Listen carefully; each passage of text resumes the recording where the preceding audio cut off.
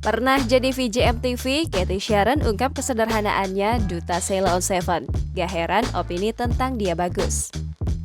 Kasus Triswaka dan Zinedine Zidane yang memparodikan Andika Kangen Band viral dan trending di media sosial.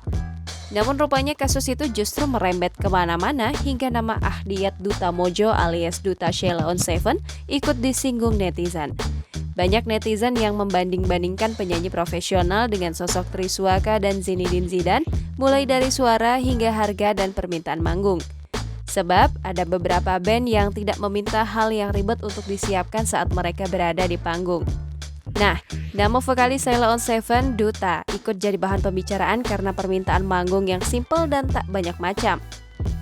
Dalam cuitan tersebut, Triswaka disebut meminta honor 50 juta rupiah untuk menyanyi 1 jam.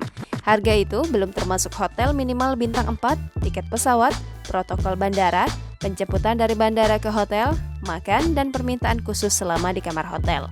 Permintaan khusus tersebut antara lain minuman berenergi, buah-buahan, snack, hingga rokok dan pijat refleksi. Sontak saja netizen makin geram dan membandingkannya dengan band-band papan atas lainnya yang sangat sederhana seperti Sheila on 7. Bersama bandnya, Duta dianggap sosok besar yang terus membumi meski mereka sudah naik daun. Netizen pun memuji Duta Sheila on 7 sampai trending topik di Twitter. Tak hanya netizen biasa, soal kerendahan hati Duta Sheila on 7 pun diakui oleh aktris dan mantan VJ MTV, Cathy Sharon.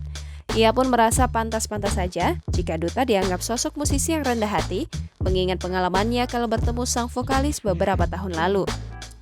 Unggahannya itu pun ramai di-retweet dan dibalas oleh netizen pengguna Twitter. Jangan lupa subscribe, share, komen, dan like ya!